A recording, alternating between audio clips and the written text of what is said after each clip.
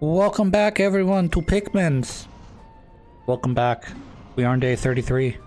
We have many more days to go, for I am not very good at this game. And I'm sure that people have long since 100% of this game out at day 33. They, in fact, have not only completed the game before day 33, but they've done so without losing a single Pikmin. I am not that man. I apologize. Today's mission is to go and get more Pikmin, for I have not enough Pikmin. Then, the next plan is to go and fight in the deep dark cave to pick up the remainder of the items that I missed the first time through with my electric Pikmin in tow. Then after that, we're going to try to take on the underwater area that claims that it needs red Pikmin and yellow Pikmin and blah blah blah, but there's no way to drain the lake, so it's just going to be regular Pikmin. Oh shit, I forgot about this part. Yeah, I need to pick up the remaining. There are a couple items remaining on the field, like the above ground field, that need to be picked up. This is one of them. So what we have to do is we have to toss our yellow Pikmin to this side. And then, once they're all tossed over there, I'm going to summon them. And, you need to not fall backwards like that. I want you over this. Not to bounce off the backboard. Okay, now that you're here, I'm going to summon the Pikmin. Cannot be put into the water. You're going to try and follow the Pikmin man. Yep. And we're gonna lure them. No, that's not what we want to do, Olimar. We want to lure them over to this here electric fence and have them kill the electric fence for me.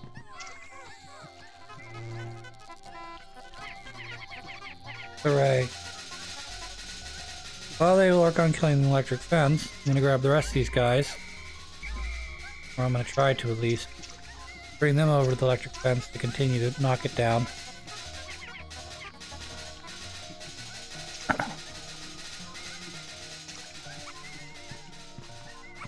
So, once that's knocked down, we'll use our water Pikmin, our blue Pikmin, to take on the remainder of the guys that are here.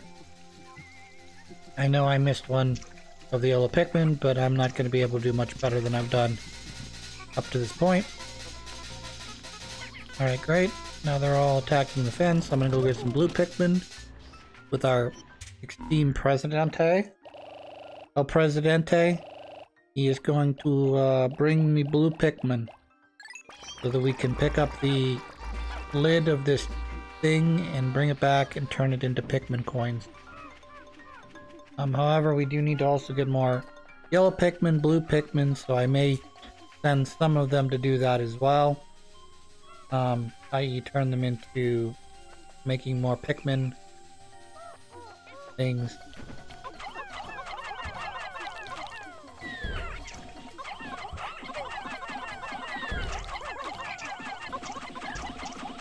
And now you're dead.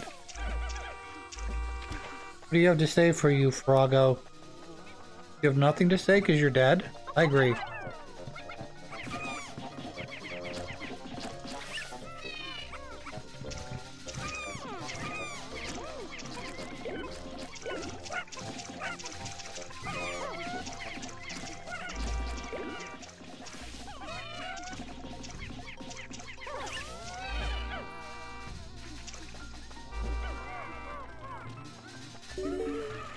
Alright, I managed to perfectly time this so that as my yellow Pikmin literally finish the fence. I've made my way over with my blue Pikmin.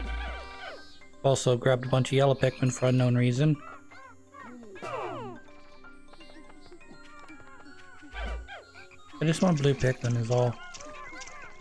Your job is to grab all of these guys like this.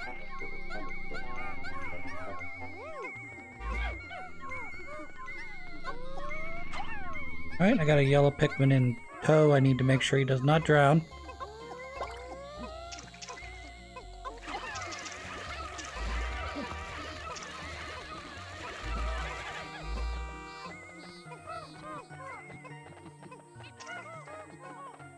I should use yellow Pikmin to pick up the guys on the ground, use blue Pikmin to pick up the guys that are not.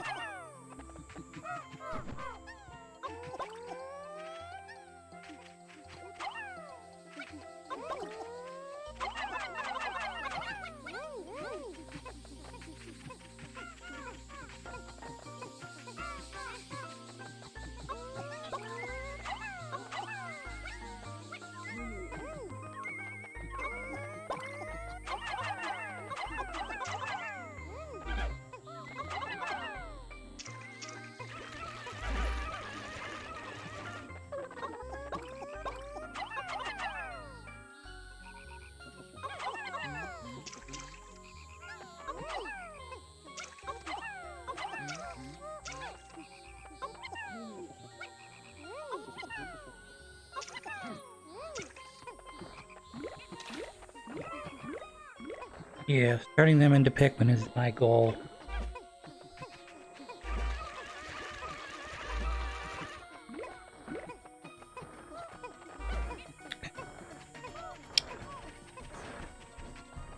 I don't really have much to say here. Oh, fuck you! Where the fuck did you come from? Why are you suddenly here, and why didn't I run into you earlier when I was coming around here with my yellow Pikmin? You little piece of shit.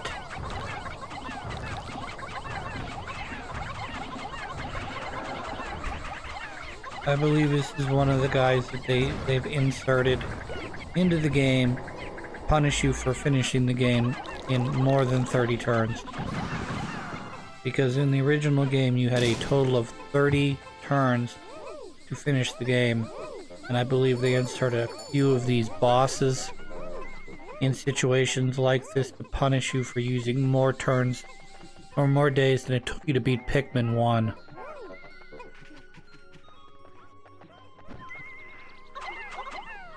That's fine. Game's like, what do you mean it took you more than 30 days to get through the first 3 areas? Of course we're gonna punish you. You jerk off. You defeated the first area in 3 days, and the second area in 5 days, and the third area in 7 days. You know? Should be on day 15 getting ready to rescue Louie.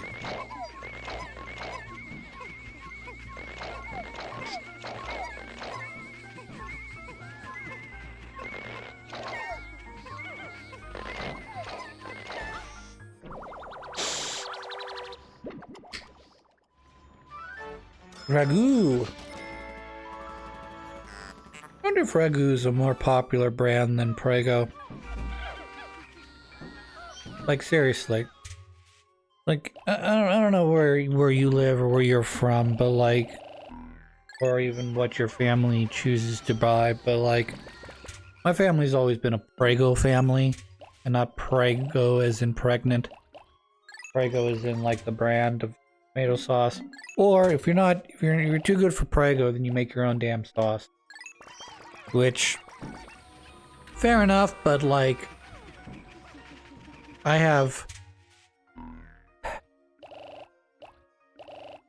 there's a reason why there are 3 key ingredients to a pizza. And each are equally important to the value of a pizza. 1, the dough. If you have bad dough, you're gonna fuck up. I'm sorry, you can't have good pizza without good dough. I'm sorry, okay? Number 2, good sauce. You can have a great dough, and you have some shitty sauce, it is not worth eating that pizza.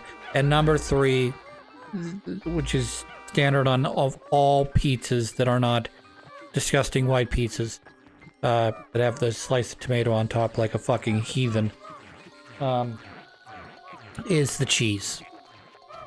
Those 3 things are like the 3 key elements. I understand they're like the 3 basics of making a pizza, but they're like the 3 key elements.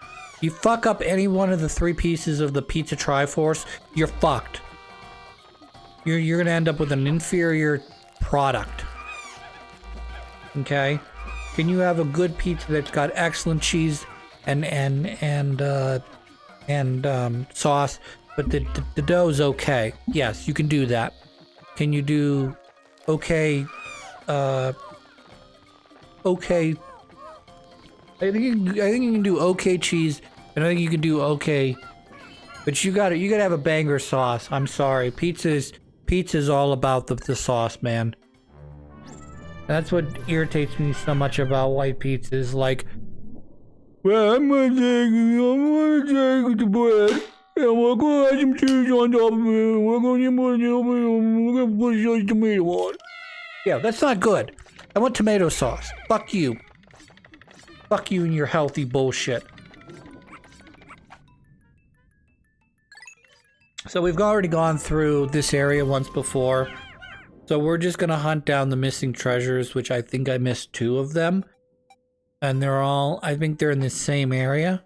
Level 3, I think?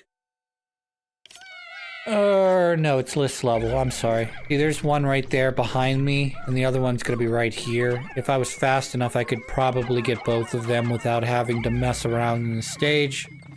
But I really should have focused on the one that's outside of the train trolley tracks instead of this one, which was the closest one to me, so I ended up focusing on that. So one of the bread bugs ends up picking up the stupid treasure.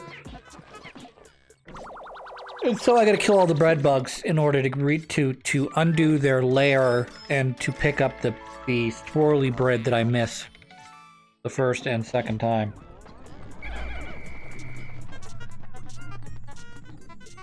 Also, excuse me, Mr. Guys who think they can kill my Pikmin.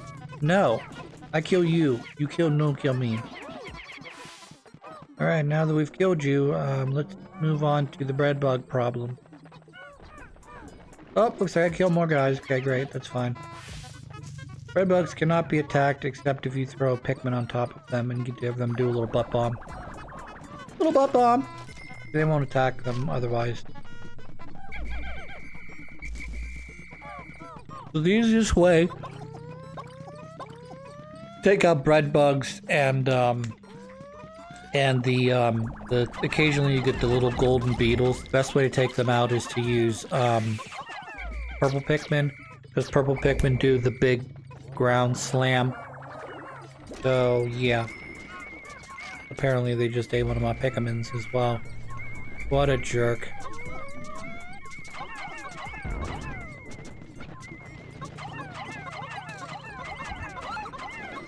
Go, white Pikmin in the background. Kill the he did it. Oh, nope.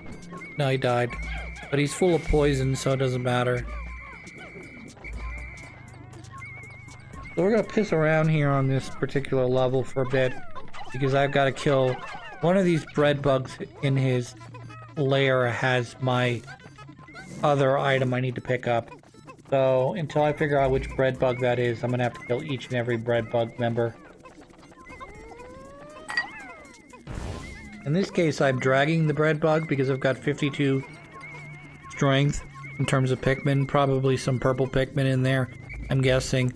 And they're taking against the bread bug, which is not winning because my 52 Pikmin are stronger than you, Mr. Bread Bug. Sorry. Hopefully you're the bread bug I need to kill in order to move on with our lives.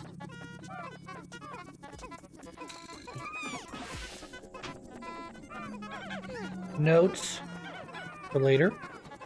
Note. Note number 1. I am not good at this game. Note number 2. This is not the right notebook. I have like 3 notebooks, but I like little mini notebooks. I've got this black book. I think my mom purchased it for me a long time ago. I had a time period where, like, I may or may not have talked about this, but I had a time period where I was having trouble adjusting to middle school, high school. So my mom got me two things, and no, I'm sorry, this isn't it. I bought this at a half-price books just because I wanted something to write and doodle in and have it, basically have it big enough to keep in my back pocket. So I ended up filling up about a half of this with my thoughts, and then the other half is just sort of blank for me to fill up still. But I ended up buying a different book later on from a different place, which I've used to fill up stupid shit. Let's see here. I'm gonna open up the book and I'm gonna tell you what I wrote in here, okay? I wrote about the different television shows that were on about a decade ago. Chowder, Phineas and Ferb, Flapjack, Steven Universe, Star Versus. There were some bangers in there, I'm not gonna lie. Star Versus was pretty good. Not perfect, obviously. There's some major flaws they made with that show. Like, for instance, there's an episode where Marco, who's... I'm not gonna call him a main character because Star's the main character of that show. But his arm gets taken over by a monster, and he ends up getting like this, like squid or octopus tentacle as an arm. And towards the end of the episode, that tentacle thing gets defeated. Whatever demon's inside of him, and he's like, "I'll be back, just you wait." So they're like, the entire fandom of Star Versus was all like, "Oh, when's he gonna come back? When's he gonna come back? I feel like it's gonna come back. This is gonna factor in at some point." And they never revive that storyline at all. The rest of the time they're doing it. And I understand Star Versus was sort of like a you know, Billy show in first season, where it was like, me and Marco are gonna fight these monsters. Yeah, we beat them up and send them back to where they came from, guys. And then like later seasons, like, I am secretly in love with my best friend Marco, and I don't want to admit it to him. And so, but I don't really realize that in my heart of hearts until he finally accomplishes one of his long-term goals of dating Jackie. And then I'm super jealous of Jackie because I suddenly realized that all that work I did for the betterment of my friend has ended up backfiring on me because I actually do like him. And then in the last season, it just gets kind of ridiculous because it's like, hey, do you remember Tom from first season? He was the abusive boyfriend that had anger management issues, that they were kind of making jokes about, you know, him and Marco becoming bros or something. Yeah. She dates him for a while. It's weird. It was kind of weird. I'm not gonna lie. There was a little too much like, hey, we're gonna give you one more season level bullshit. Like, okay, I'm gonna give you another season, but that doesn't mean that you should where did this story lead? Again, if you're gonna write a story, where is the story leading you? Okay, I understand when you're an author. I'm not an author. I like to pretend I am sometimes when I you know, when I was in college anyways. I wanted to be an author, okay? And I may still do that at some point in my future. I don't know. We'll see. Not any props. But, here's my point. When you're writing a story, sometimes you, as the author, want to direct the way the storyline goes, okay? And sometimes you have to let the story tell itself. I.e., you might think that you want to write a story about, I don't know, we'll go more popular, more generic. You want to write a superhero story about where the superhero has some sort of power that is unusual for a superhero to have. Like for instance, I'm using the My Hero Academia thing. Everybody in that world is born with a superpower, which they call a quirk. But for some reason, your main character is not born with any quirks. So he ends up ingesting one of the greatest heroes' quirks by eating his hair or something. It's something really creepy like that. And ends up gaining enough power from just that he's able to become a superhero in that universe. Okay. When you're starting out that storyline, you've created the initial premise to get you to the point where you want to get to, okay? And then you start introducing maybe new characters, new plots, new villains, etc. And your storyline may change from what you originally had sketched out. So maybe you originally sketched out that, you know, eventually this guy is going to fight that guy and he's going to die. And then you're going to revive, you know, then he's going to take the place of the old guy.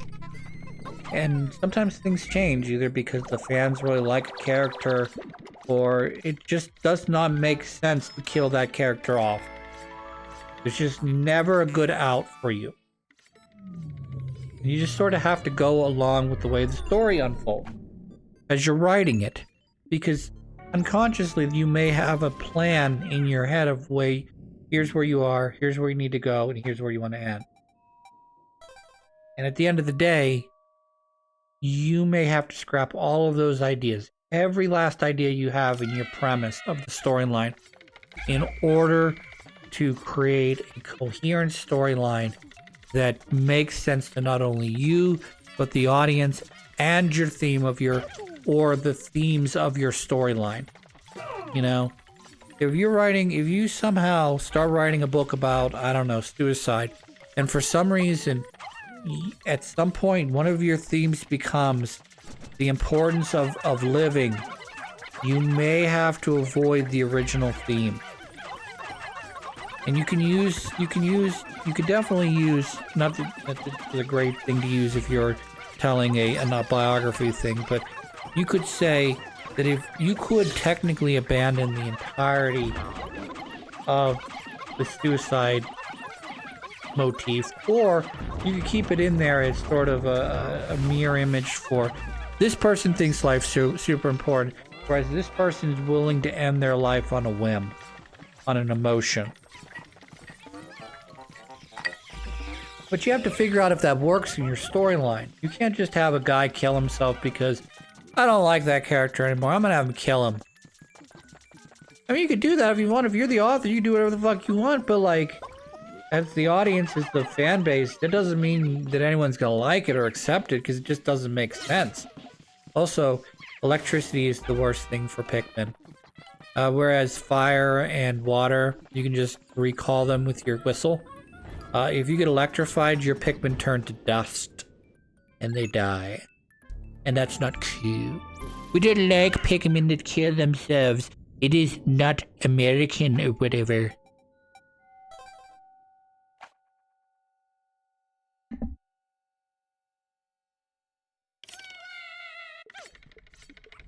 Well, I think I got all the treasures now in this thing, so I'm just going to leave my Pikmin back at the start, just run straight to the exit goals, whatever. The next level down, I'm pretty sure we got everything else in the other levels. Let's find out. Pretty sure I cleaned this level 5 out as well. Yep, level 5's clean. Unfortunately, level 5 is not the last level. Also, I gotta distract you so you do not flatten all my Pikmin. Because I'll end up with a failure. You know, from Smash Brothers. Where when you do a challenge and you don't pass the challenge because you lose too many lives, or you lose a character you're supposed to protect or whatever, it goes, failure!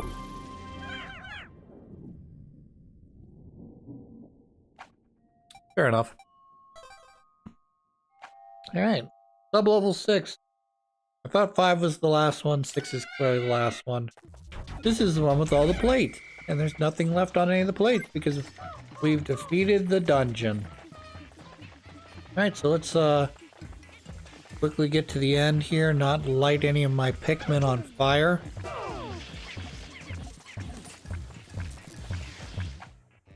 Yep, and we'll call this an episode, I guess. Or maybe in a few minutes we'll call this an episode.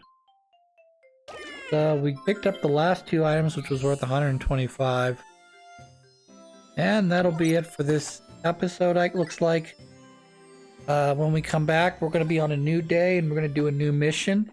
In the meantime, I'm going to cut the episode and I'm going to pick up some more Pikmin, as well as a couple other things that I need for the next level. So until then, I hope you have a good one.